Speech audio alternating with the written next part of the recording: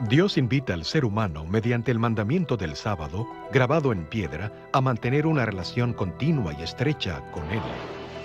Pues en más de 100 idiomas antiguos y modernos, la familia humana ha adoptado la palabra sábado para nombrar el séptimo día de la semana. Sin embargo, por miles de años han habido conflictos y controversias sobre cómo observar debidamente el día santo. Algunos creen que la muerte de Cristo hizo que el sábado fuera obsoleto, que de alguna manera Él abolió el mandamiento del sábado. Fue en el siglo II, después de Cristo, que el primer día de la semana, el Día del Sol, se convirtió en un día de culto popular para algunos cristianos. A pesar de la popularidad de la adoración al sol y las leyes dominicales de los emperadores, muchos cristianos siguieron adorando en el séptimo día, sábado. De hecho, fueron minoría las iglesias que abandonaron el sábado. Poco después, el domingo quedó establecido como parte del culto cristiano. La minoría que aún guardaba el sábado sufrió muy duras pruebas y persecución, hasta que con el tiempo el interés por el sábado bíblico revivió. El asunto está claro. No se requiere otra cosa sino nuestro propio registro de días y semanas para terminar con la discusión. Es el séptimo día, el sábado de la creación, el que tenemos que guardar santo.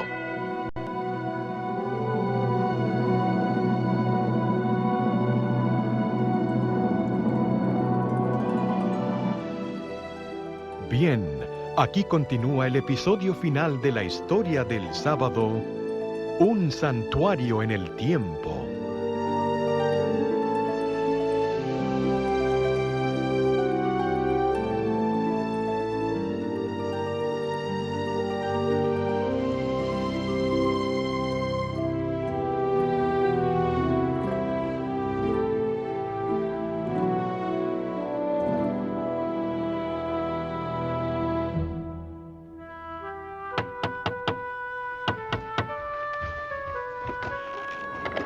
Tom Miller, por amor de Dios, entra. Dame esa ropa mojada, debes tener frío. El gobernador me envió con un asunto muy urgente. Debo hablar con su esposo. No se siente bien, pero sé que le gustará verte. Acércate al fuego.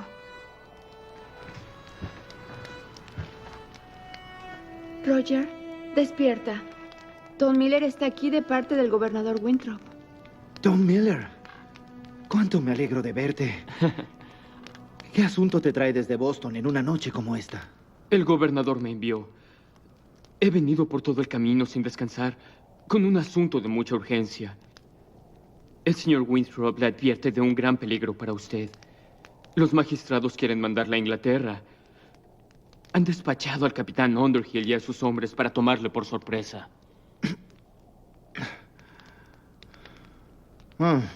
Con que los poderosos jueces no están contentos con haberme desterrado de la colonia. ¿No les importará que estoy enfermo? Mary, deme ese té especial, por favor. Vamos a ofrecerte algo, aunque es una mezcla amarga. Nos lo enseñaron los nativoamericanos, los bárbaros, como los cristianos los llaman. Pero somos nosotros los que hemos robado sus derechos innatos al ocupar su tierra. Y todavía los llamamos bárbaros. Gracias, mi amor. Enseguida te traigo uno, Tom. Gracias.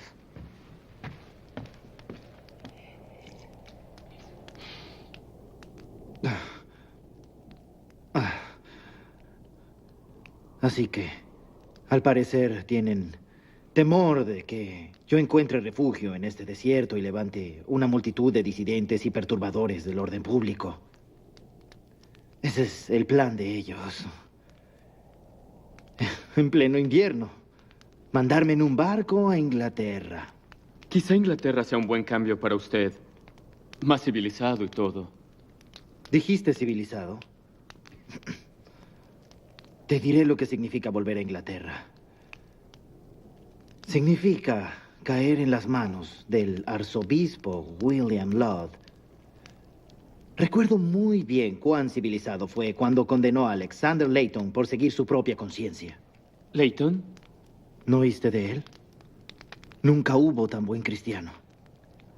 En la Inglaterra civilizada, William Laud, fingiendo actuar con afecto cristiano, lo condenó a 36 latigazos en la espalda desnuda, a cortarle las orejas, a partirle la nariz y a marcarle la cara.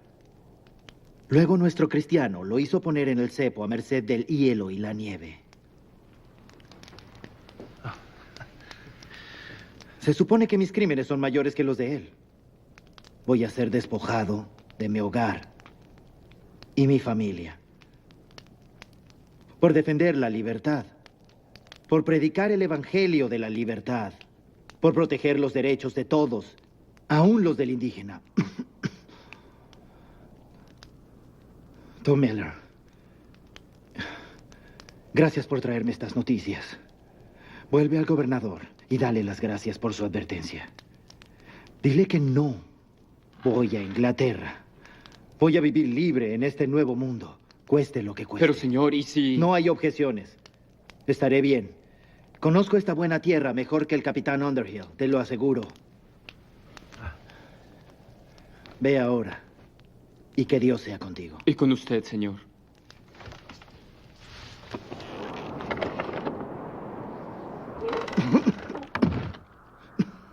Es un buen mozo. Mary, estas cosas que habías preparado, las necesito ahora. Voy a partir ahora mismo. ¿Esta noche? Estás enfermo. Salir en esta tormenta será tu muerte. Será mi muerte si Underhill me atrapa aquí. Debo estar muy lejos antes de que él y sus hombres lleguen. Las cosas, por favor. Aquí las tengo.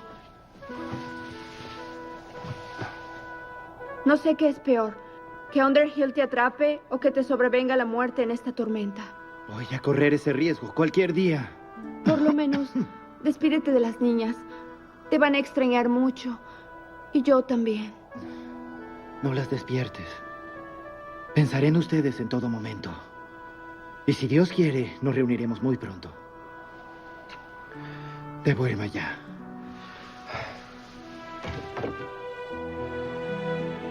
Si Underhill me sorprende aquí, tú también estarás en peligro.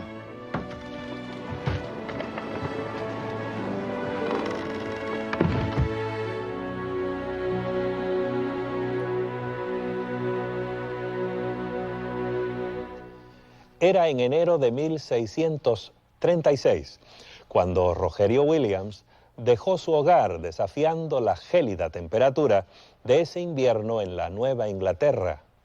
Su huida era un acto de desafío contra un régimen represivo. Ese fue un momento definidor en la causa de la libertad religiosa y había de tener un impacto significativo en la historia del sábado como día de reposo. Les saluda Frank González.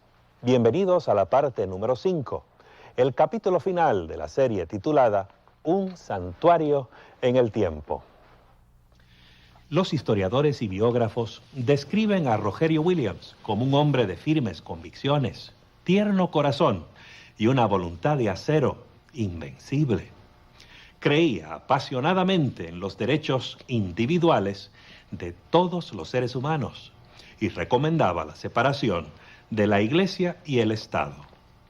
Esto era un concepto verdaderamente radical en un mundo en el cual la religión se hacía cumplir por medio de legislación civil.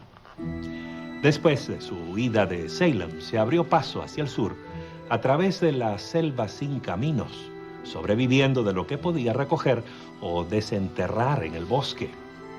Eventualmente halló refugio entre las tribus de indios norteamericanos que vivían en la bahía de Narragansett. Sus enemigos deben haber estado felices de haberse deshecho de él, pero su familia y sus amigos estaban ansiosos de saber si había podido sobrevivir los duros meses del invierno.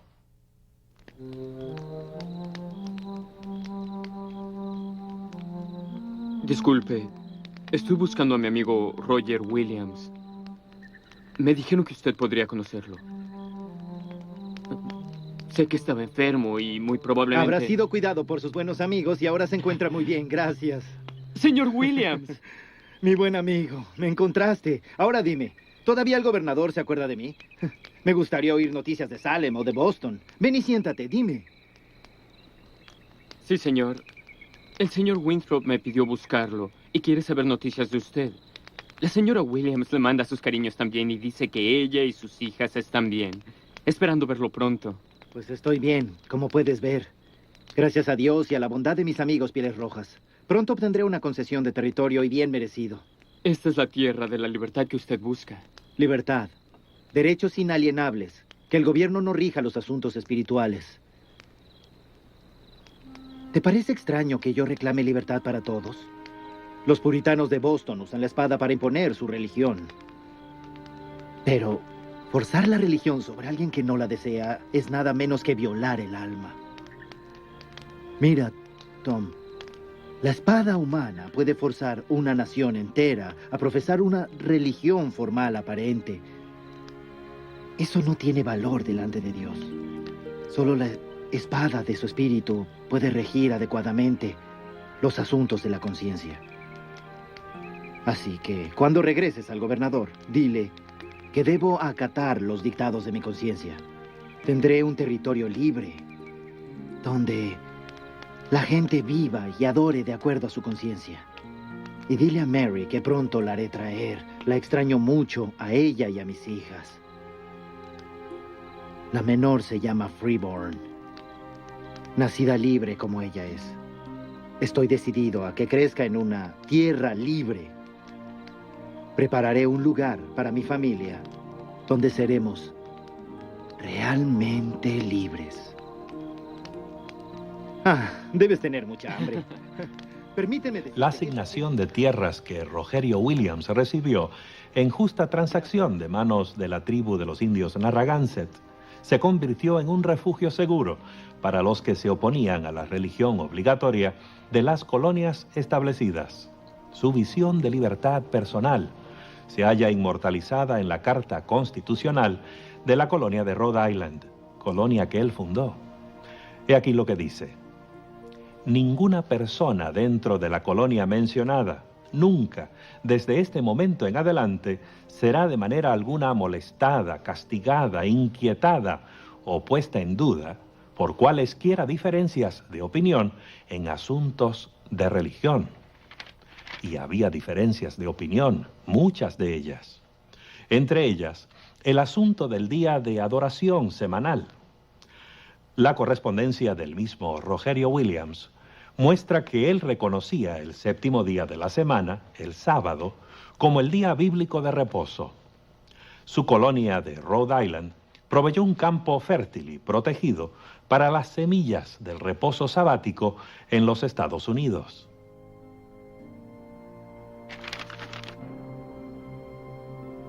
Cuando llegaron a Inglaterra las noticias de la nueva y radical colonia de Rogerio Williams, levantaron muchas críticas en Inglaterra, pero a muchos les resultó atractiva la promesa de ser libres de la tiranía religiosa y estuvieron dispuestos a desafiar el mar y las selvas de la frontera en su búsqueda de libertad.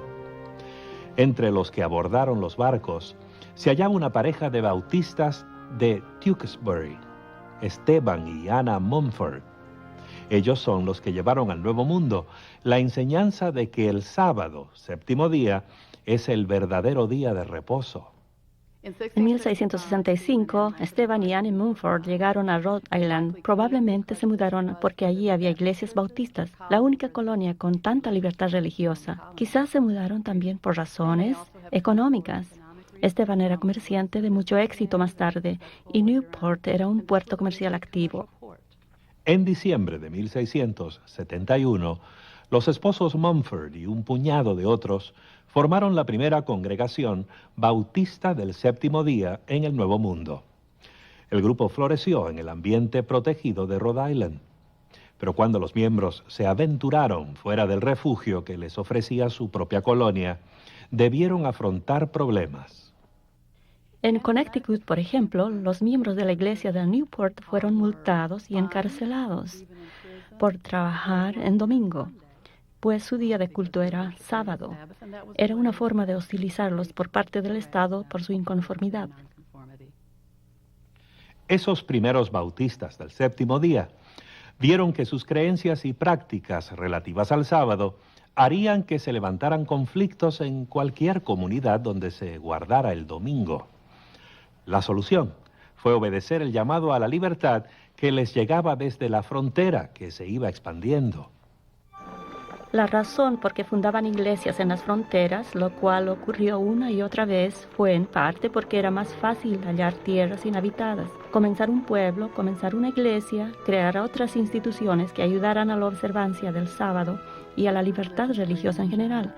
Así lograban extender el sábado, porque viniendo otros a la comunidad, a menudo se sentían atraídos a quedarse. Y esto sucedió por todo el país, de tal manera que hasta 1900 sus iglesias se extendieron hasta California. Pero a medida que pasaban los años, se hizo cada vez más difícil para los bautistas del séptimo día eludir dificultades. Los territorios de la frontera se convirtieron en estados, y algunos de dichos estados aprobaron leyes dominicales, lo cual trajo consecuencias indeseables y aún trágicas.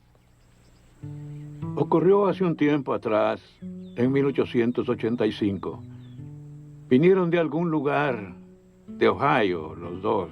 Ella todavía era adolescente, recién casados, y vinieron para vivir en la tierra prometida. Dunfields, creo que así se apellidaban. Él era John. Nunca supe cuál era el apellido de ella. Era muy bonita, por cierto. Trabajaba duro, incluso cuando quedó embarazada. Ocuparon una parcela en la frontera del estado, a 6 o 7 kilómetros del pueblo. Tenían un caballo, 2 vacas. Hicieron un buen trabajo en esa tierra. Tenían una buena cabaña, un buen pozo. En el primer año lograron plantar un jardín hermoso. Y bueno, la mayoría de los que habitaban aquí eran religiosos. Ellos eran bautistas del séptimo día, ya se imaginará, de los que toman al sábado por el domingo. Como vivían alejados del pueblo, pensé que vivirían su religión sin molestar a nadie, pero empezó el desorden, pues no trabajaban los sábados. Lo llamaban día de reposo y creían que el domingo era como cualquier otro día laboral, mientras que los demás acudían a la iglesia. Así pues, las cosas marchaban bien, hasta que un malvado en el pueblo se quejó con el gran jurado. El gran jurado le prestó atención. Yo pensé que no lo escucharían, pero se decía que cada semana John manchaba el día del Señor. Él solo hacía lo que creía que Dios quería que hiciera, pero eso no le sirvió. El gran jurado lo juzgó, lo encontró culpable y lo sentenció allí mismo. Tenía que pagar una multa o ir a la cárcel. Pero ese joven tenía agallas. Creía que como estaba en una nación libre, podía tener y profesar su propia religión, así que se negó a pagar la multa. Esos comisarios lo enviaron directo a la cárcel. Su pobre mujer se quedó sola con su bebé recién nacido. De por sí estar en la cárcel era difícil como para además preocuparse por su mujer y su bebé. Ella sufría separada de su marido, sin el apoyo de nadie. Solo 1 o 2 mujeres del pueblo la visitaban, pero a ella nada la consolaba. Dicen que ella esperaba cada día que él viniera a recogerla.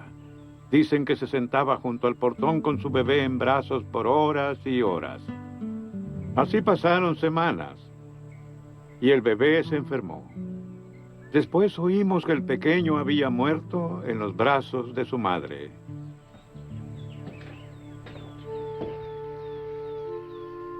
Fue doloroso verla a ella y a las pocas personas del pueblo enterrando a ese pequeño. Su marido en la cárcel, incapaz de consolarla. Él tampoco sin consuelo. Esa pobre muchacha se consumió en la tristeza. Lloraba día y noche. John cumplió su condena. Lo dejaron libre. Se fue a su casa, loco por encontrar a su mujer. Pero cuando llegó, sus vecinos estaban sacando algo. Era ni más ni menos que un ataúd con el cuerpo de su esposa. Se había enfermado. Si me preguntan de qué murió, yo diría que murió de angustia. Él no dijo ni una palabra. Los siguió hasta el cementerio y los observó con tristeza bajar el cuerpo de ella y colocarlo junto a su bebé. Luego se arrodilló y lloró hasta que las lágrimas se le acabaron. Antes de marcharse de aquí, casi de nadie se despidió. Nunca supimos de él. Espero que haya encontrado un lugar donde viva libremente. Los bautistas del séptimo día no fueron los únicos que se trasladaron a la frontera por razones religiosas. Conrado Weissel, un joven refugiado alemán, andaba en busca de un nuevo lugar donde echar raíces propias. Llegó a Pensilvania en 1720 buscando un lugar tranquilo donde pudiera experimentar la presencia de Dios. Pero había demasiadas distracciones en las aldeas cercanas a Filadelfia, de modo que se mudó hacia el oeste, a la zona boscosa que bordeaba un arroyo llamado Cocalico, en lo que hoy día es la ciudad de Efrata. Varios amigos lo siguieron y formaron una comunidad espiritual muy unida, el Claustro Efrata. Weissel guiaba la vida espiritual de su rebaño, instruyéndolos en la doctrina y la vida cristiana práctica. Escribió centenares de himnos para reforzar sus cultos. Aún hoy canta estos himnos el mundialmente famoso coro del Claustro Efrata.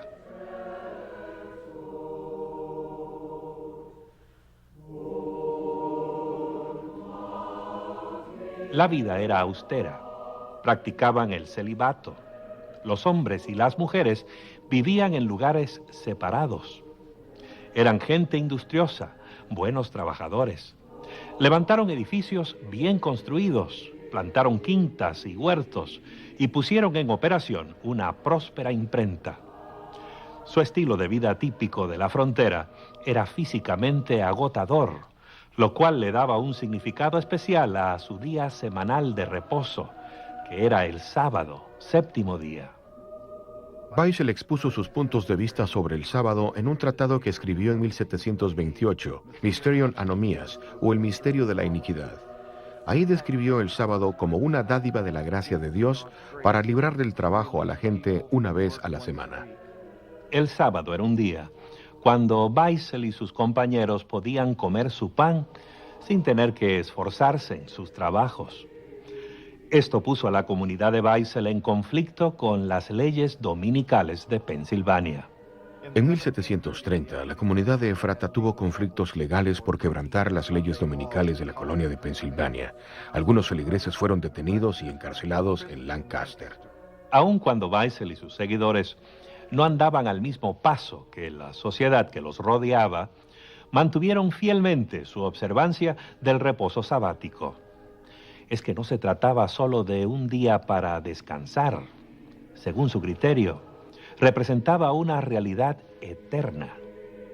Además, creía que la venida de Cristo y el milenio daban la esperanza de un sábado eterno. Por tanto, toda vez que la comunidad observaba el sábado, anticipaba el retorno de Cristo y lo que sería el descanso eterno.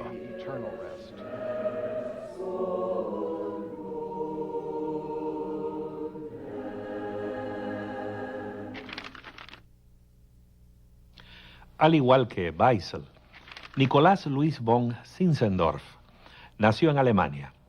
Era un conde, un miembro de la nobleza. En su niñez y juventud desarrolló un espíritu devoto y sensible. A los 19 años visitó una galería en la ciudad de Düsseldorf y allí vio un cuadro que cambió para siempre su vida. Representaba a Jesús en la cruz, llevando la corona de espinas. Bajo el cuadro leyó lo siguiente: todo esto lo he hecho por ti. ¿Qué has hecho tú por mí? El conde Zinzendorf dedicó el resto de su vida a responder esa pregunta. En 1722 permitió que un grupo de refugiados se establecieran en sus tierras, en Alemania Oriental. Eran un remanente del movimiento religioso moravo que había comenzado con el martirio de Juan Hus, 300 años antes. A pesar de que Zinzendorf había sido toda su vida luterano, provocó entre los moravos un reavivamiento espiritual, renovando su fe e inspirándoles una nueva visión. De hecho, llegó a ser obispo en la iglesia morava renovada. Zinzendorf tuvo la visión de cómo el mensaje del amor de Cristo podía ser impartido en todo el mundo. Así que Comenzando en 1732, él envió a los moravios por el mundo como misioneros para llevar el evangelio a través de las barreras culturales. 9 años más tarde, en 1741, llegaron a Pensilvania algunos misioneros de Zinzendorf, con la intención de abrir obra entre los indios de Norteamérica. Fundaron la ciudad de Belén, y poco tiempo después llegó el conde para ayudar a organizar la comunidad e impulsar su misión. Nicholas Zinzendorf pensaba que los nativoamericanos eran las 10 tribus perdidas de Israel. Así que, para que ellos se convirtieran en verdaderos cristianos, necesitaban entender el patrimonio judío también, lo cual ciertamente incluía la observancia del sábado. Zinzendorf sentía que el sábado era común para todos, sin importar de dónde eran, algo internacional. Era una celebración que podía ser observada por todos, y sentía que si él podía presentarlo a todos, hacer de ello una práctica común, podría conducir a todos a la hermandad de Cristo. El mismo Zinzendorf observaba el 7º día de la semana como un día de reposo del trabajo y de comunión con Dios y los hermanos creyentes. Les recomendó esta práctica a los moravos de Belén, los cuales accedieron en forma unánime, declarando que se debe observar el sábado con tranquilidad y en ferviente comunión con el Salvador.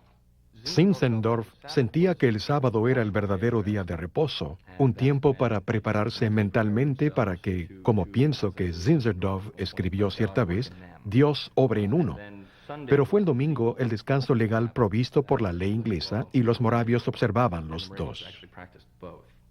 Parece que junto con esto, el conde Zinzendorf no le ponía gran atención al domingo como día de reposo.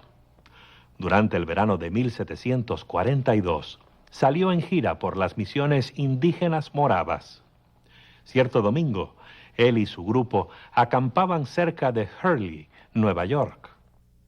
Mientras estaban allí, unos dignatarios locales fueron a visitarlos, pero el conde Zinzendorf estaba algo desatento por estar escribiendo un himno. Así que no recibió a los visitantes con la debida atención que se merecían. Una de esas autoridades dijo ser el juez de paz. Luego, con cierta actitud arrogante, hizo la observación de que el conde parecía estar muy laborioso en una tarde de domingo. Al día siguiente, él les forzó a la gente de Zinzendorf a la corte y les aplicó la multa de 18 chelines por violar el descanso dominical.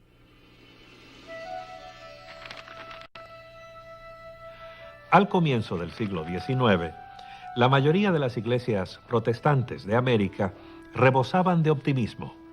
Muchos creían que estaban en vísperas de un milenio de paz, pero no todos estaban de acuerdo. Un ex agnóstico llamado Guillermo Miller propuso una idea diferente e inquietante. En vez de un milenio de paz, él veía al mundo avanzando hacia una crisis cataclísmica, el fin catastrófico del mundo actual y de todo lo que contiene. Miller y sus colegas examinaron con cuidado las profecías bíblicas usando métodos de interpretación que los estudiosos de la Biblia habían usado durante siglos. Llegaron a la conclusión de que Jesucristo volvería en gloria a la tierra en 1844 con un vasto ejército de ángeles celestiales. Millares de personas, mayormente en la Nueva Inglaterra y Nueva York, aceptaron la idea y se unieron a Guillermo Miller y los demás en preparación para la gran culminación de la historia. El cemento que los unía era su creencia en la segunda venida de Cristo. Nada más valía la pena, ni sus granjas, ni sus negocios, credos individuales o tradiciones. Y ciertamente no les interesaba cuál día fuera el verdadero para reposar. Y es precisamente aquí donde los bautistas del 7º día reaparecen en nuestro relato. A principios de los 1840, los bautistas del 7º día tuvieron el nuevo énfasis evangelístico de compartir el sábado con los demás creyentes, especialmente los bautistas que no guardaban el sábado. Así que publicaron una serie de tratados, los publicitaron y los llevaron de lugar en lugar. Los miembros procuraron influenciar a quienes les rodeaban, pero Para su chasco, vieron que nadie parecía interesarse. Nadie les prestó atención. Pero cerca del pueblito de Washington, Nueva Hampshire, cierta dama bautista del séptimo día decidió que era tiempo de hacer que alguien pusiera atención. Se llamaba Raquel Oakes Preston, y el que puso atención fue Federico Wheeler, un predicador millerita. Pastor Wheeler, qué bueno que vino. Por favor, deme su abrigo y puede dejar esos zapatos mojados ahí en la puerta. Hermana Oakes, me intriga por qué me llamó urgentemente. Espero que no haya problemas con usted ni con su hija. Nada de eso, pastor. Pase a la sala de visitas. Estoy ansiosa de hablar con usted. Prepara un té para nosotros, por favor. Siéntese aquí, por favor. Bueno, espero que usted y su familia estén bien, aunque usted está casi siempre lejos. Sí, hermana, la familia está bien. De todos modos, no hay mucho que hacer en la finca este año, ya que el señor vendrá dentro de pocos meses. Eso podría ocurrir, pero como siempre debemos prepararnos para el futuro. En caso de que él no viniera antes del próximo invierno, ¿no cree usted? Supongo que esa posibilidad existe, Bien, pero... permítame decirle por qué estuve intranquila en los servicios del domingo pasado y por qué estuve ansiosa de tener este encuentro con usted. ¿Recuerda su sermón antes de participar de la Cena del Señor? Claro. Fue mi mensaje habitual para el servicio de comunión. La necesidad de la debida preparación para no tomar el cuerpo y la sangre del Señor indignamente. Usted nos dijo que si alguien estaba desobedeciendo conscientemente los mandamientos divinos, no era digno de participar de la Cena del Señor. Me halaga el que usted haya prestado atención. Sin embargo, no estará en desacuerdo con mi sermón, ¿no es cierto? No, por el contrario, estoy de acuerdo de todo corazón. Inclusive diría que más de acuerdo que usted mismo. ¿Cómo? Creo, igual que usted, que es nuestro deber cristiano obedecer los mandamientos por amor a nuestro Salvador. Así que, cuando le oí decir esas palabras en la mesa de comunión, difícilmente me abstuve de ponerme en pie para objetar. Escuche esto.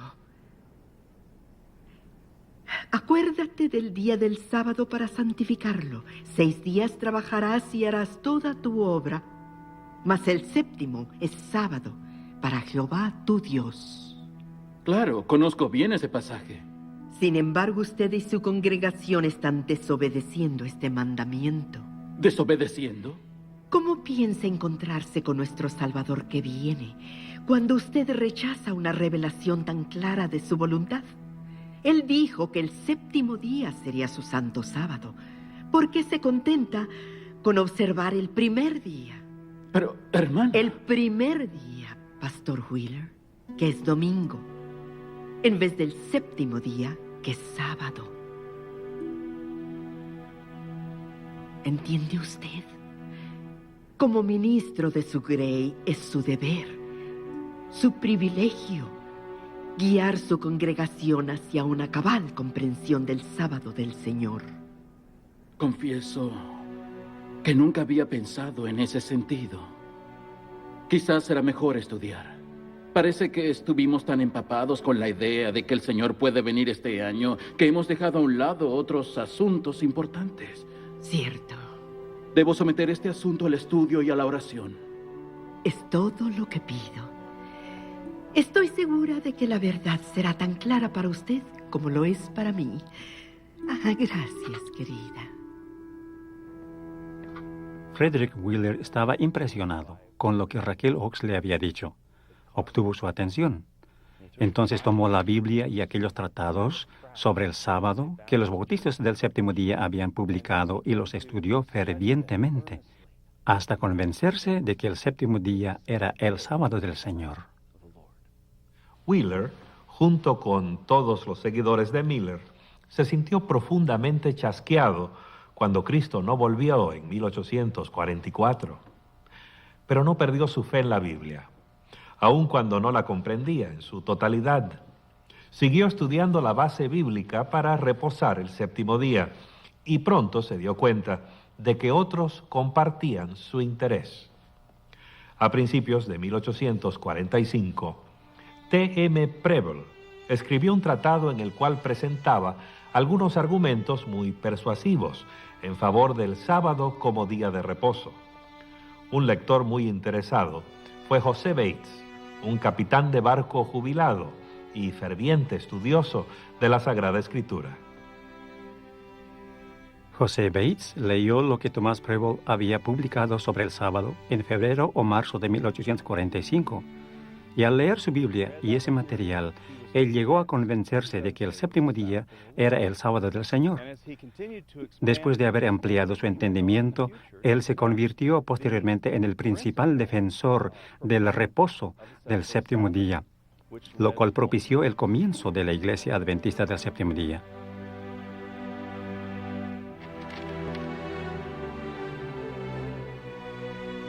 Mientras la doctrina del reposo sabático ganaba terreno en los Estados Unidos a mediados del siglo XIX, la revolución de Taiping se extendía por la China. Los campesinos se habían rebelado contra la dinastía Manchú. El gobierno de la China continental, que se decía ser del movimiento revolucionario de los campesinos, siempre había exaltado a los campesinos y a los movimientos revolucionarios similares del pasado. Así que, a su juicio, el movimiento Taiping era un caso glorioso. El ejemplo más glorioso de la revolución campesina. Todo empezó con Hong Xiuquan, el ambicioso hijo de un granjero pobre. Él quería llegar a ser algo y decidió obtener empleo en el servicio civil. Pero Hong fracasó repetidas veces en el examen requerido. Algunos historiadores creen que fue tratado injustamente debido al prejuicio del gobierno contra la clase campesina. Cierto día, cuando Hong iba saliendo del sitio de examen, un chino cristiano le entregó varios folletos publicados por misioneros protestantes. Se fue a casa, los puso en un estante y se olvidó de ellos. Hong volvió a tratar de pasar el examen, pero un nuevo fracaso lo hizo caer en un estado de quebranto nervioso, un período de tinieblas y depresión, marcado por una serie de extraños sueños.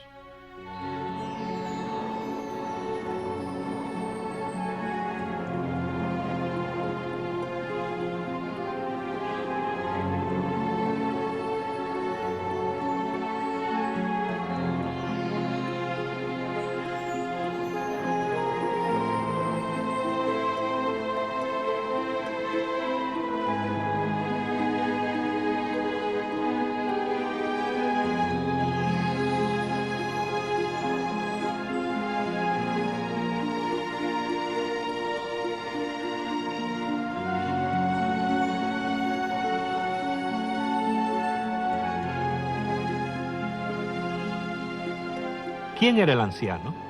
¿Qué estaba tratando de decirle? Las tradiciones chinas no les daban mucha importancia a los sueños, a menos que hubiera alguna clara conexión con la vida real. Hong no pudo discernir ninguna conexión aquí, de modo que los sueños lo dejaron un tanto confuso. Fue algún tiempo después de eso que un amigo lo visitó, después de las visiones, después de fracasar en los exámenes, y le dijo: «Oh, veo que tienes esos tratados, son muy fascinantes, ¿no es cierto?». A esa observación casual, Hong respondió: «Bueno, no los he leído». Entonces el amigo le dijo: «Pues creo que debes leerlos, te van a parecer atractivos». Los folletos llevaron a Hong Xiuquan a descubrir la Biblia y la revelación que hace el libro santo del Dios omnipotente y su Hijo Jesucristo. De súbito, los sueños empezaron a tener sentido. El anciano venerable que había visto era Dios. Ahora Hong empezó a ver el universo en forma radicalmente distinta de lo que había aprendido en las tradiciones budistas. Fue así que el sueño, los tratados y las enseñanzas bíblicas comenzaban a tomar sentido en su mente. Se formaba en él una visión cada vez más compleja de Dios, el Padre. Hong Xiuquan creía que el propósito de su vida era establecer el Taiping Tianguo, el gran reino de paz celestial. Su celo religioso consumió a la clase de los oprimidos campesinos, inspirando el movimiento revolucionario más importante del siglo XIX. Hong y sus seguidores publicaron y distribuyeron la Biblia, y hasta les exigían a sus soldados que se aprendieran de memoria porciones de ella. Yo creo que el aspecto más claramente cristiano del movimiento Taiping fue el haber puesto en alto los 10 mandamientos, y eso a pesar de tener ellos las 10 reglas casi idénticas a los 10 mandamientos. Los líderes del Taiping interpretaron en forma totalmente literal el cuarto mandamiento y exigieron que se observara el día séptimo de la semana como el día de reposo. Por cuanto el calendario chino no tenía semanas de 7 días, tuvieron que adaptar su rutina acostumbrada. Cada sexto día se levantaba una bandera para recordar al pueblo que se preparara para la llegada del día santo. El séptimo día es el día santo del Padre Celestial. Por eso nuestro Padre Celestial ordenó que fuera el día de reposo y lo señaló como día de culto, un recordativo eterno de que la verdadera felicidad se otorga a las gentes por la gracia de nuestro Padre Celestial, a fin de que siempre tengan en mente la bondad del Padre Celestial. Los esfuerzos de Hong Xiuquan por establecer el gran reino de paz celestial nunca tuvieron verdadero éxito. Sí lograron él y sus seguidores liberar un 40% del imperio de las garras de la dominación manchú. Pero eventualmente los ingleses y otras potencias occidentales ayudaron a los manchúes a prevalecer. En 1864 aplastaron la revolución de Hong Xiuquan.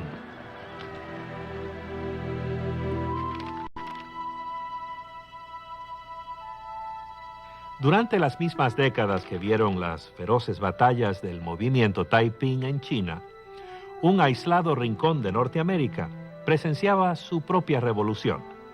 La historia es bien conocida por todo el valle del río Kobuk y el territorio adyacente.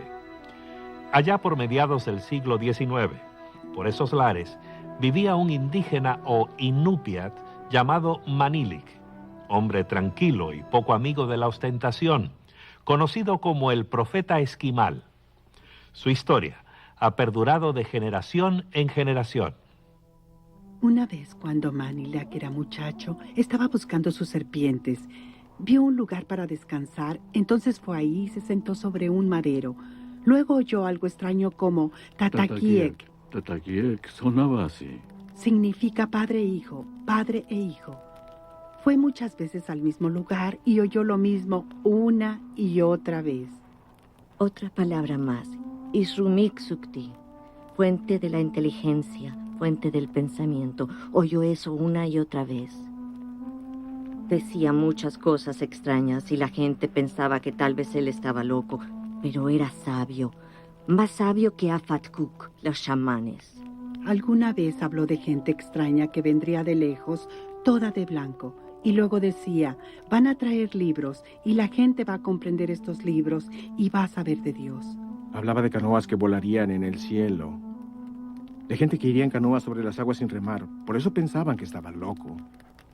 Los chamanes pienso que tenían miedo de él o tal vez estaban celosos porque él siempre rompía sus tabúes. Una vez en Kotzebue, 2 de ellos querían deshacerse de él. Él les dijo, puedo tragarlos a los 2, pero no lo hizo.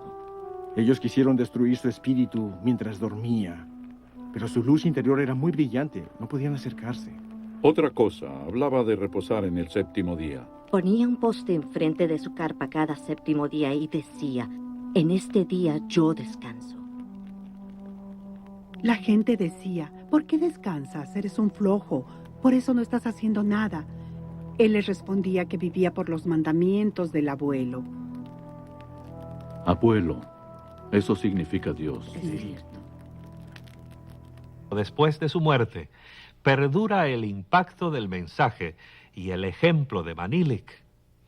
Roberto Muluk, director ejecutivo de la comunidad nativa Nurvik, vive y trabaja en el valle del río Kobuk, donde trabajara Manilik. Ciertamente, Manilik estuvo allí e hizo algunas predicciones de que en el futuro los esquimales tendrían la capacidad de volar en el aire en algún tipo de máquina. No sabía cómo iba a ser, pero sabía que tan solo se necesitaría estar sentado mientras se volaba. La otra predicción la hizo mientras estaba sentado en un bote diciendo: algún día usted va a estar sentado en este bote aquí sin poner ningún esfuerzo, pero va a estar moviéndose velozmente. Además de predecir el futuro, a Manilik le preocupaba la vida cotidiana de su pueblo. Temiendo el siniestro poder de los chamanes, esquimales que vivían bajo los diversos tabúes que prevalecían en su cultura, Manilik vio que eso hacía que la vida se les hiciera innecesariamente difícil. Se dedicó entonces a debilitar la influencia de los chamanes, enseñándole a la gente que no era peligroso ignorar los tabúes. Y no se limitó a hablar, sino que dio el ejemplo, quebrantándolos públicamente él mismo. Un tabú particular era que no se podía comer cierto tipo de fresa silvestre en el verano. Entonces él iba donde ellos para decirles que por qué tenían miedo de comerlo. Luego él comía algunas fresas silvestres y les decía que no le pasaba nada. Así todos le miraban por largo tiempo esperando cuándo moriría, pero no le pasaba nada. Una y otra vez comprobó que había un poder mayor que el de los chamanes. Cuando los confrontaba, los brujos se daban cuenta de que estaban ante una fuerza superior, pero él se apresuraba a confesar que su sabiduría y protección venían de arriba, de alguien que él llamaba el abuelo. Era el abuelo quien le concedía poder sobre los chamanes. Era el abuelo quien le mostraba el futuro. Era el abuelo quien le indicaba cómo enseñarle a su pueblo a vivir sin temor. Y fue también el abuelo quien le enseñó a reposar el día sábado.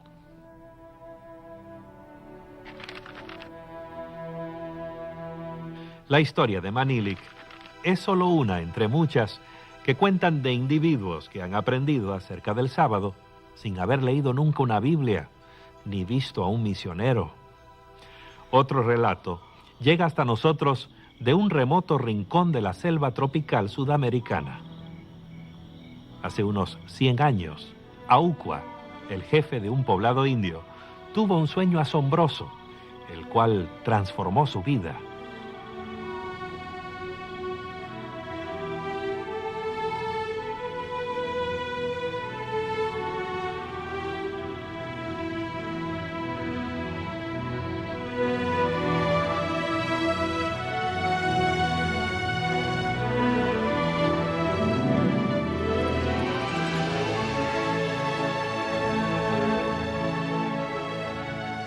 El visitante le dijo muchas cosas a Aucua. Le habló de Dios, le explicó cómo vivir sano, cómo ser limpio, qué se debía comer. Le enseñó cantos y profecías y, por supuesto, le habló del sábado. El visitante, a quien Aucua llamaba el que resplandece, le habló también de un hombre que llegaría a su aldea llevando un libro negro. En el pequeño poblado de Parima, en la Guyana Oriental, nos encontramos con los descendientes de Aucua. Todavía recuerdan el sueño y el resplandeciente visitante de Aucua. Se parecía a Dios. Creían que Dios le estaba hablando, porque en su sueño alguien le hablaba. Creían que ese alguien era Dios. Él les habló del sábado, que era un día santificado, que ningún trabajo debía hacerse en los sábados, ningún tipo de actividad, sino solo hacer culto. Aucua decía: no pesquen, no labren la tierra, quedémonos juntos para adorar a Dios en este día sábado. En aquellos tiempos solían amarrar nudos de cuerda cada semana o cada mes. Cada día desataban uno para el primer día, para el segundo, hasta el sábado. Así sabían qué día era el día de reposo. Una especie de primitivo calendario semanal, pero digno de confianza. todavía funcionaba varios años después, cuando un solitario misionero se abrió paso hasta el poblado de Auqua. Llevaba consigo una Biblia, el libro negro, tal como en el sueño de Auqua. Lo que encontró era extraordinario. En vez de la típica tribu primitiva de la selva, los habitantes de la aldea se veían limpios y sanos. Además, observaban fielmente cada sábado como el día de reposo, costumbre que sus descendientes siguen practicando hoy.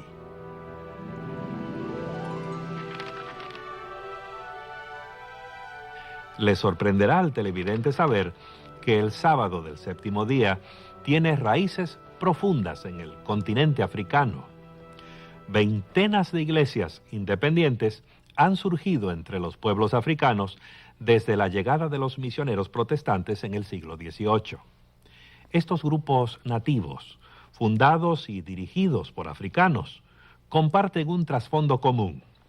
Sidney Davis, experto en el cristianismo africano, explica: el movimiento de iglesias independientes de África es un modo de desligarse del imperialismo occidental, de la imposición de la cultura occidental sobre África. Eso es agradable para ellos porque pueden expresar la cristiandad en el marco de su propia experiencia en vez de hacerlo en el marco de la cultura impuesta. No debe sorprendernos ver que se haya esparcido tanto la observancia del sábado. El concepto del reposo sabático se expresa a través de diversos idiomas y tradiciones del África. Y no me refiero únicamente a la antigua cultura cristiana de Etiopía que presentamos en la cuarta parte de nuestra serie. La tribu KwaZulu Natal adoraba a un dios cuyo origen no se podía trazar. Adoraban a ese dios en un día especial. En este día no se hacía ningún trabajo manual, no cosechaban las mieses. Tampoco se les permitía hacer ningún tipo de cultivo. El día estaba eternamente dedicado a la adoración de ese Dios. Ese día de culto era sábado. El concepto o la tradición del descanso del séptimo día siempre ha estado difusamente enraizado en la cultura de Ashanti. Hay que saber que casi en todas las culturas africanas, la religión o el concepto de Dios está arraigado o entretejido. Así que la pregunta de cuán antigua es la tradición del sábado para un africano o un Ashanti es realmente innecesario hacerla, porque tanto cuantos saben siempre ha sido parte de la vida de ellos. En el idioma Zulu, la palabra sábado significa día de consumación o el último día. Lo que a mí me fascina más es que ellos tenían estos conceptos del sábado desde mucho antes de la llegada de los misioneros europeos. Fueron los misioneros quienes introdujeron el culto dominical, pues hasta entonces todos sabían que Dios tenía solo un día de culto, el sábado. Cuando los misioneros europeos llegaron, introdujeron no solo una manera diferente de adorar, sino un día distinto de culto, el domingo. Y por lo que introdujeron el culto dominical, todo hombre blanco fue llamado automáticamente hombre blanco de domingo, o Kwesi Bruni, porque se llama Kwesi a todo niño nacido en domingo. Para ellos, todo europeo es nacido en domingo porque introdujeron el culto dominical.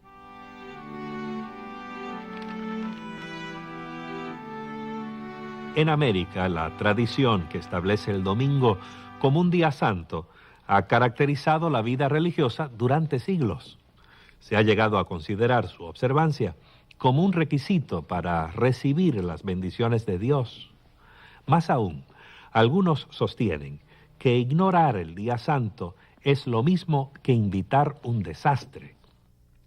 Más o menos una década antes de la Guerra Civil estadounidense, un médico del norte que era abolicionista decidió darse una vuelta por el sur para ver la situación por sí mismo, aunque con ojos ictéricos de prejuicio. Estando en Nueva Orleans un domingo, se espantó al ver el quebrantamiento del reposo. Los juegos de vicio, la prostitución, la orgía general del día Al día siguiente, un incendio devastó la ciudad, como era común en el siglo XIX. Él escribió en su diario de que tuvieron un buen postre por quebrantar el reposo. Los tiempos cambiaron y también han cambiado las actitudes hacia el domingo.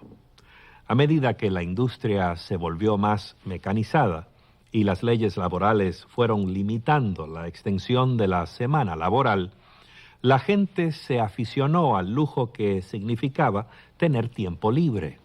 El domingo se fue convirtiendo progresivamente en un día para hacer lo que a cada uno se le antoje. Y eso ha traído problemas. El problema era que se ponía la marca del dólar al domingo por causa del feriado y recreación. Vale decir que las actividades recreativas de los juegos deportivos, los teatros, los parques recreacionales, todas las actividades recreativas resultaban muy lucrativas y muchos empresarios lucraban de esas actividades. Consecuentemente, estaban lucrando del día de reposo. Según muchos líderes religiosos, la secularización del domingo es un paso gigantesco en la dirección equivocada. Surgieron voces fuertes e influyentes que exigían más leyes que limitaran la actividad comercial y aún la conducta privada en el domingo. Esos esfuerzos por proteger el domingo continúan aún hoy, apoyados, por ejemplo, por la Alianza para el Día del Señor. La Alianza del Día del Señor tomó esta posición porque creía que el descanso del sábado, el reposo, existía desde antes de nuestras comunidades religiosas, inclusive del mismo judaísmo. Hace tiempo, cuando se formó la Alianza para el Día del Señor, el tema de las leyes dominicales despertaba a controversias. En mayo de 1888, el senador Henry Blair de Nueva Hampshire propuso legislación destinada a limitar las actividades seculares en domingo, dentro de, por supuesto, la jurisdicción del gobierno de Estados Unidos. El senador Blair dejó bien claro que el propósito de su proyecto de ley era preservar el primer día de la semana como día de reposo y observancia religiosa. La legislación fue enviada al Comité de Educación y Trabajo del Senado, del cual Blair era presidente. Entre los que presentaron objeciones a la legislación propuesta estuvo Alonzo T. Jones. Señor, usted puede hablar de la fuerza de la mayoría en asuntos sociales y civiles, pero no existe ninguna mayoría que pueda dictaminar la religión del hombre. No en esta nación, no bajo nuestra Constitución. Señor Jones, usted no parece reconocer la responsabilidad del Estado de velar por el bienestar de la sociedad. Senador, es usted quien no reconoce la clara distinción entre la responsabilidad del hombre con el Estado y su deber hacia Dios. Lo primero debe acatarse bajo la fuerza de la ley. Lo segundo debe ser cumplido solo bajo la fuerza del amor. Y eso, libre y voluntariamente. Ninguna ley puede regir el amor. La ley del Estado debe proteger a la gente para que cumpla con su deber hacia Dios. Nuestra ley dominical está escrita para preservar el Día del Señor, que es un beneficio para el pueblo. Es un buen objetivo, senador Blair, pero completamente innecesario. Nuestra Constitución ya reconoce los derechos de la gente respecto a su religión. La ley dominical suya no añade nada sobre nuestras libertades fundamentales, excepto restricciones. Temo, señor, que usted no ve las realidades actuales. Si el hombre que tiene un deber hacia Dios no lo cumple voluntariamente, corromperá la sociedad. Es la ley dominical propuesta la que va a tener una influencia corruptora al emplear fuerza y coerción para hacerla cumplir. Al contrario, el efecto esperado es que no encarezca el reposo. Si los hombres no están de acuerdo en honrar el Día del Señor y si no restringimos sus acciones por la ley civil, entonces hollarán los derechos de quienes honren y observen ese día como santo para el Señor. Con todo respeto, senador, ¿no ve usted que su proyecto de ley va a permitir pisotear los derechos de las minorías religiosas? ¿Quiere usted volver al tiempo del oscurantismo cuando la Iglesia y el Estado se unieron para forzar a la gente a violar su conciencia y someterla a la religión oficialmente establecida? Señor, esa es una comparación sin mérito. Nuestra ley dominical es para beneficio de toda la sociedad. ¿Acaso no es una función legítima del Estado legislar en favor del bien común? El bien común que usted valora tanto no se efectúa restringiendo los derechos de la conciencia de uno a fin de ampliar los derechos de otro. Se efectúa mejor por las libertades sobre las cuales esta república fue fundada. La coerción religiosa auspiciada por el Estado desprecia la intención de los fundadores. Esta ley hace una exención para aquellos que desean adorar en otro día, como los judíos, los bautistas del séptimo día, ustedes los adventistas del séptimo día que observan el sábado. ¿Cuál es el problema? El problema es... Justo esta mañana la señora Bayham de la Unión Femenina de Temperanza Cristiana se dirigió a este comité en apoyo de tal exención. Ella consultó con los representantes de los 9 diferentes grupos que observan el sábado en vez del domingo. ¿Sabe cuántos aprobaron tal exención? Todos. Todos sin excepción. Senador, respeto mucho los principios de temperanza promovidos por la organización de la señora Bayham, pero ella no tiene voz ni voto sobre cuestiones de exención para mi denominación. Profesor Jones, ¿va a objetar contra las exenciones que ciertamente beneficiarán a su grupo y a otros grupos? Sí, señor. En efecto, las objetamos. La cláusula de exención no cambia el proyecto de ley como para modificar nuestra oposición. El principio es, senador, que si la ley fuera justa y perfecta, la exención no sería necesaria. Además, una cláusula de exención no es otra cosa sino una cláusula de tolerancia encubierta. La tolerancia no es libertad, es simplemente una forma de condescendencia, la mayoría teniendo paciencia con las opiniones y convicciones de la minoría. Nuestra Constitución no garantiza la tolerancia, sino los derechos de nosotros, los ciudadanos estadounidenses. Profesor Jones, sin ceder en mi opinión, permítame hacerle otra pregunta. ¿Cuál sería su reacción si escribiéramos de nuevo esta propuesta como ley de reposo sabático y no dominical? Supongo que usted tomaría una posición diferente. Al contrario, senador, toda ley que intenta forzar la conciencia es abiertamente anticristiana y anticonstitucional por naturaleza. Por tanto, senador, estamos en contra de toda ley dominical que se haya legislado, desde la primera decretada por Constantino hasta esta que usted está proponiendo. Y si usted cambia de una ley del domingo a una del sábado, igual nos opondremos firmemente.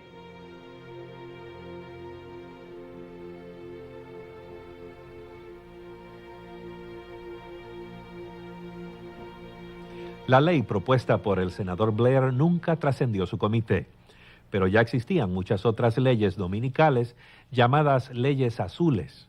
De hecho, hoy en los Estados Unidos, 49 de los 50 estados tienen leyes que protegen el domingo.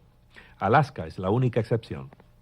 Pero el solo hecho de que existan esas leyes no significa que el tema haya quedado cerrado. Las leyes dominicales estatales fueron cuestionadas por las provisiones de la Constitución, tanto federales como estatales, incluyendo el debido curso legal, igual protección, violación de la separación de Iglesia y Estado y la violación de la libertad religiosa. En general, dichas leyes han sido sostenidas por las Cortes estatales. En 1961, la Corte Suprema de los Estados Unidos consideró 4 casos diferentes que desafiaban la posición constitucional de las leyes dominicales. Los abogados de libertad religiosa esperaban reconocimiento judicial de que estas leyes, debido a su contenido religioso, son inconstitucionales. En el caso McGowan versus Maryland, uno de los 4 casos, la Corte observó que era obvio que dichas leyes tenían origen religioso, porque trataban del Día del Señor, del reposo, de toda gama de cuestiones, términos y razones religiosas. En 1961, la Corte había visto de que existía la razón de tratar de dichas leyes como protectoras de derechos laborales. Y a la pregunta de si los estados pueden legislar los derechos de los trabajadores, la respuesta es sí. Con tantas leyes azules en los códigos del país, es justo preguntar por qué se oye tan poco acerca de su aplicación. ¿Están haciendo arrestos las autoridades? ¿Están dando condenas los jueces? ¿Están los cofres públicos enriqueciéndose con las multas aplicadas a los culpables? Yo pienso que hay 3 principales razones por qué no se hacen cumplir las leyes dominicales. Primero, las leyes escritas en los libros frecuentemente no se hacen cumplir porque se presta atención a otras prioridades. Segundo, actualmente no existe mucha disposición e interés en la población general sobre este asunto. Tercero, yo pienso que muchas leyes se hacen cumplir de una manera invisible al público. Por ejemplo, aquí se ve Washington, D.C. En esta ciudad se prohíbe hacer trabajos de construcción los domingos de mañana. Muchos no se dan cuenta de eso porque no se ocupan en la construcción y si alguna vez construyen algo no es una violación que les afecte significativamente la vida. En nuestra era secular y materialista, se escuchan pocas voces que pidan leyes dominicales de inspiración religiosa. Hasta la Alianza del Día del Señor, que es una organización sólida a favor del domingo, está de acuerdo con ello. La historia de la Alianza del Día del Señor ha sido en el pasado la de mantener o tratar de mantener las leyes dominicales en los Estados Unidos. Hemos llegado a un punto donde sentimos que esto es una aproximación retrógrada. La legislación puede ser útil, pero nuestra finalidad es promover un entendimiento cultural de importancia psicológica y sociológica de la actualidad, lo cual tiene claramente sólidas columnas religiosas y teológicas cristianas. La experiencia demuestra que en asuntos de religión, la persuasión es mejor que la fuerza. Sin embargo, aún hoy no es raro que la gente que guarda el sábado se tropiece con leyes que restringen la libertad de ejercer su religión. En 1982, yo era empleado de tiempo completo en el Departamento de Alimentos y Agricultura del Estado de California. Kwasi había solicitado la posición de inspector de la planta de cuarentena en el Departamento de Agricultura de California. Él fue nombrado para el puesto y decidió darse una vuelta por el lugar antes de presentarse al trabajo. Cuando llegué, supe que había sido puesto en lista para trabajar en sábado. Entonces, llamé la atención del supervisor sobre este asunto. La persona que estaba a cargo de esa localidad le dijo, si no estás dispuesto a trabajar en los sábados, yo no voy a dar curso a tus documentos y el Departamento de Agricultura no te va a emplear. Yo me puse en contacto con el Consejo de Iglesia y Estado, el cual nos ayudó a apelar al Departamento de Alimentos y Agricultura del Estado de California en procura de resolver este asunto mediante un proceso administrativo. Pero el Estado de California no nos prestó atención y me quitaron el nombramiento. Después de un tiempo substancial, estuvimos en juicio, lo cual duró varios días. Y finalmente, por desgracia, el juez dictaminó contra él, lo cual es usual para los guardadores de sábado. Inmediatamente elevamos una apelación al 9º Circuito de Apelaciones Judiciales. El asunto fue finalmente elevado ante 3 jueces del 9º Circuito y ellos fallaron en su favor, invalidando la decisión del juez anterior. El Estado de California se disgustó y solicitó una revisión por la Corte Suprema de los Estados Unidos, la cual no aceptó la apelación. Por tanto, la decisión del 9º Circuito era buena, tanto para Kwasi como para la necesidad de amparar las creencias religiosas. Desde su comienzo hasta el final del pleito, pasaron 17 años. Nosotros seguimos adelante porque creímos que estábamos haciendo la voluntad de Dios y porque creímos que otros podrían beneficiarse de nuestras penas. En 1973, los líderes de un gran país africano exigieron a todos los ciudadanos que dedicaran un día a la semana para servicios comunitarios, tales como la reparación de puentes y carreteras. A todas luces, parecía una buena idea. Sin embargo, el día nacional que se escogió para hacer esos trabajos fue el sábado. Eso causó grandes dificultades a los adventistas del séptimo día. Pase.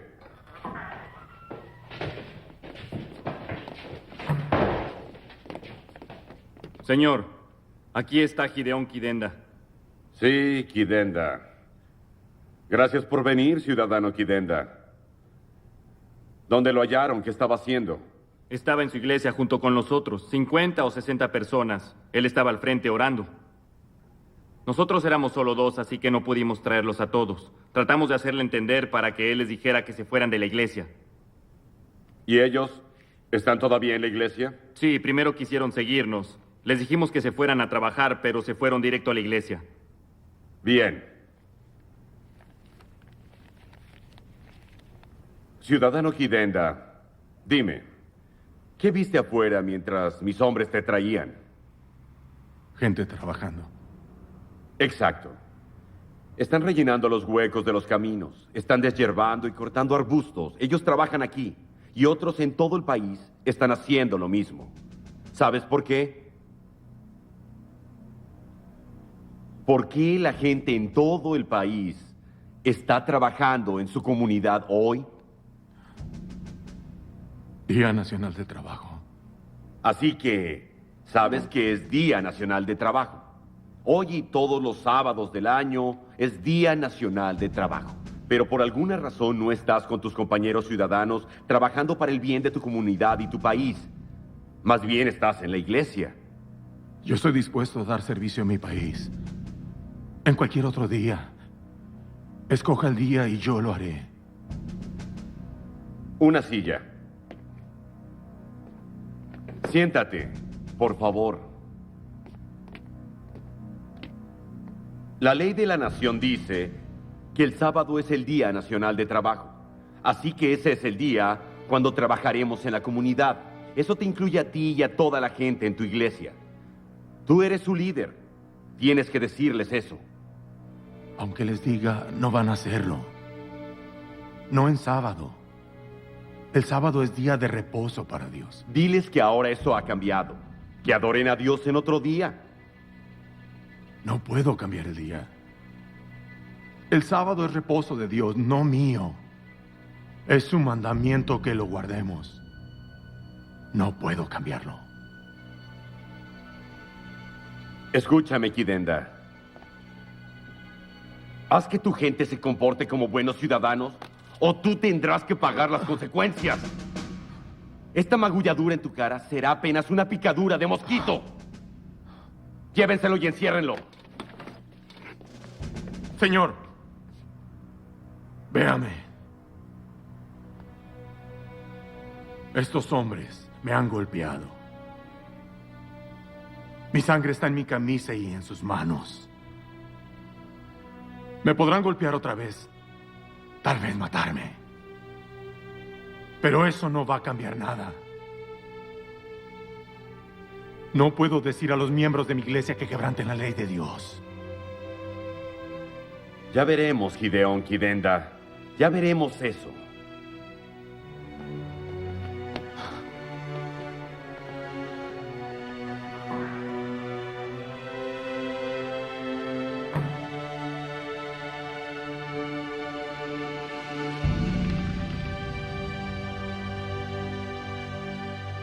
Al parecer, guardar el sábado puede resultar caro, inconveniente y hasta peligroso.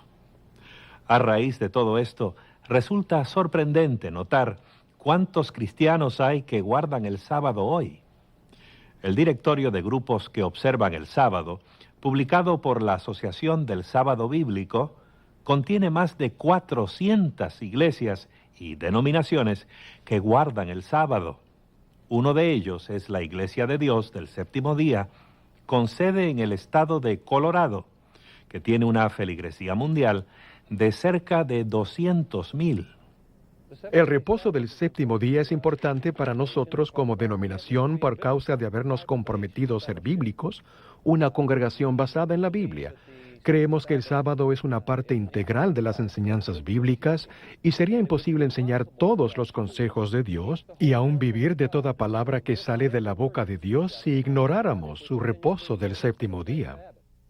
En 1896, la Iglesia de Dios y de los Santos de Cristo fue establecida por William Saunders Crowley en Lawrence, Kansas. Aunque era solo diácono bautista entonces, el profeta Crowdy recibió una noción divinamente inspirada de las claves de salvación, una de las cuales era los 10 mandamientos. Esto naturalmente lo llevó a la observancia del reposo del séptimo día. Aunque parecía que estaba proporcionando algo nuevo, en realidad el profeta Crowdy restableció una forma de judaísmo profético que había moldeado las vidas de hombres y mujeres desde la antigüedad.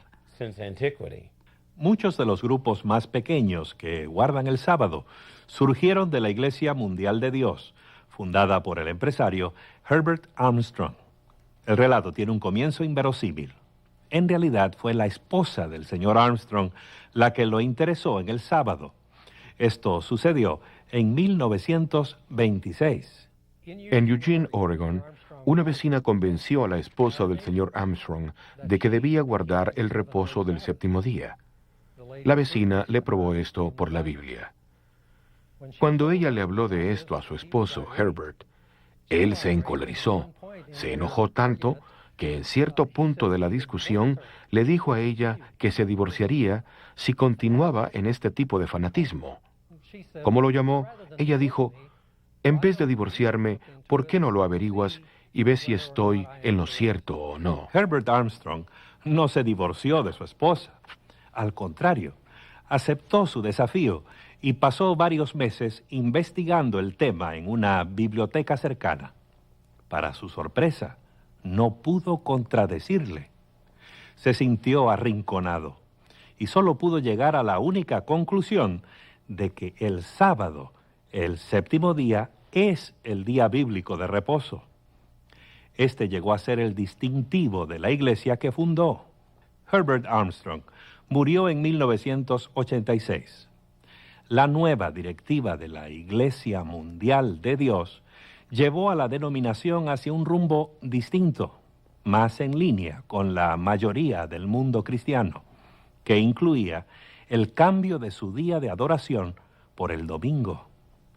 Estas alteraciones costaron a la Iglesia cerca de la mitad de su feligresía. Vemos un cuadro distinto en los adventistas del séptimo día, que son los preeminentes observadores del sábado. La feligresía mundial asciende a 13 millones, esparcidos en unos 200 países, y está creciendo con rapidez. Hay más de 54,000 congregaciones adventistas del séptimo día en todo el mundo, y cada semana se agregan 30 nuevas. Aunque su teología está arraigada firmemente en la tradición protestante, los adventistas del séptimo día han sido el objeto especial de la crítica, debido a su compromiso inflexible de observar el sábado bíblico. Algunos oponentes lo ven como una negación de la libertad cristiana en Jesús.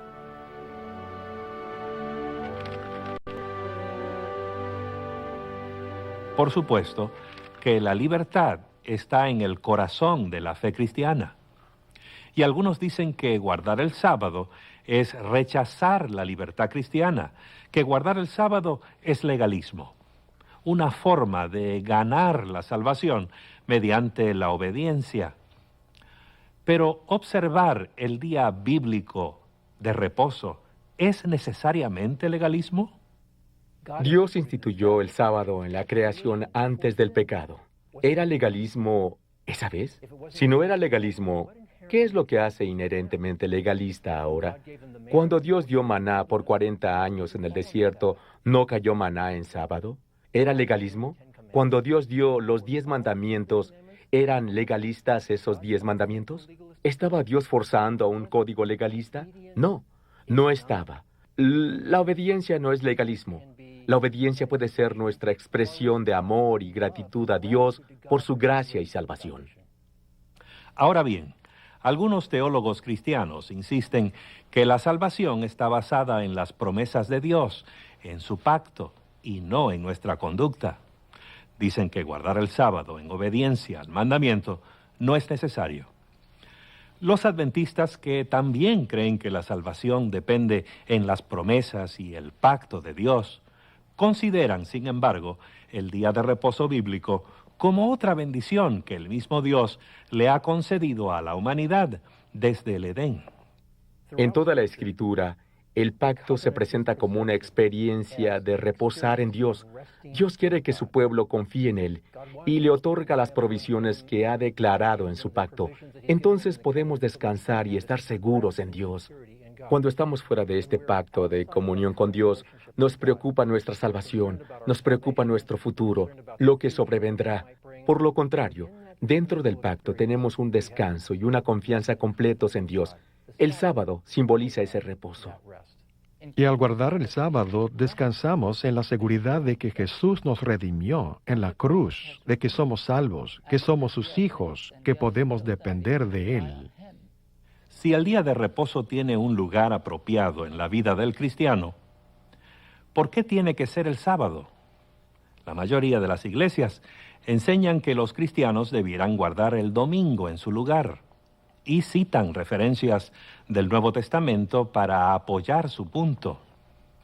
Pero, ¿enseña realmente el Nuevo Testamento que el domingo, que es el primer día de la semana, es el día de reposo cristiano?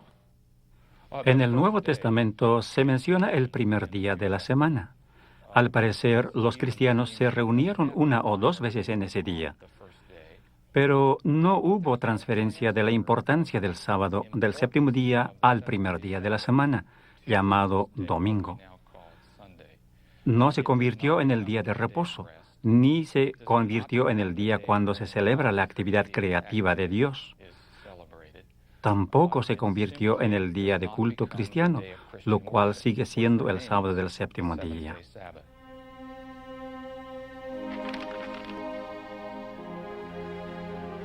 Según los registros bíblicos, las tablas de piedra donde Dios escribió los 10 mandamientos fueron colocadas en una caja de oro sagrada, conocida como el arca. Este objeto invalorable de la antigüedad desapareció desde hace mucho tiempo. Su paradero es un misterio. La profecía de Apocalipsis presenta otro misterio en la escena introductoria de otro maravilloso drama. El drama profético se despliega, describiendo en símbolos la guerra entre Jesucristo y Satanás, su gran enemigo. Es el conflicto de los siglos, presentándose a través del escenario de los sucesos humanos. La culminación es emocionante y la anuncia la aparición de los mensajeros angélicos. Vi volar por en medio del cielo a otro ángel que tenía el Evangelio eterno para predicarlo a los que habitan sobre la tierra, diciendo a gran voz: Temed a Dios y dadle gloria, porque la hora de su juicio ha llegado, y adorad a aquel que hizo el cielo y la tierra, el mar y las fuentes de las aguas. Y fases finales del drama, habiendo llegado la hora del juicio, los habitantes de la tierra deben adorar a Dios.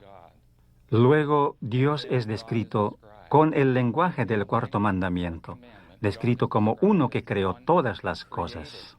Siendo que el pasaje hace eco del cuarto mandamiento, no creo que debe dilatarse demasiado para que entendamos de que en este final del drama, los habitantes de la tierra tienen una citación celestial para volver a adorar a Dios el Creador en su día de reposo, en el sábado del séptimo día. Vemos así que el sábado es parte del plan divino para sanar y ahondar las relaciones entre sus hijos. En nuestro mundo, donde el verdadero propósito y significado de la vida nos elude, donde la fe languidece en los escombros de la infidelidad, aún en un mundo así, el sábado continúa señalando el llamado de Dios al alma humana. Las páginas perdidas de la historia han revelado el maravilloso drama de este día casi olvidado, el sábado, el día bíblico y santo de reposo y de sagrada adoración. Lo hemos localizado desde su mismo origen en los registros bíblicos de la creación, cuando Dios lo estableció para conmemorar su obra creativa y definir el ciclo semanal. Lo hemos encontrado a través de los tiempos de Jesús, cuyo ministerio lo infundió con nuevo significado, y hemos visto cómo ha estado vigente a pesar de las intenciones de regularlo, enterrarlo o prohibirlo. Hemos descubierto evidencia antigua del sábado en diversos lugares, como Irlanda y Etiopía, donde sobrevivió durante siglos de oposición y ataque. Lo hemos visto reanudado en las enseñanzas de los primeros anabautistas y los hombres del séptimo día ingleses. Lo hemos visto preservado frente a la persecución y el martirio. Lo hemos visto restaurado ante la atención mundial a medida que millares y millares de cristianos descubren por sí mismos el lugar que ocupa el sábado en una experiencia religiosa basada en la palabra de Dios. Por fin, la Biblia completa el cuadro del sábado, dándonos un anticipo de lo que será la vida venidera, el futuro en el universo perfecto. Escuchemos esto. Así como los cielos nuevos y la tierra nueva que yo hago permanecerán delante de mí, de mes en mes y de sábado en sábado, vendrán todos a adorar ante mí, dice el Señor. De modo que el sábado, el memorial de la obra de creación y redención divina, es parte de los designios divinos para el futuro de la raza humana. Desde la tierra, tal como salió de la mano del Creador, hasta la tierra nueva, perfectamente restaurada, el sábado permanece como el santuario del tiempo, trascendiendo la historia y proyectando su promesa de reposo hacia el futuro y la eternidad.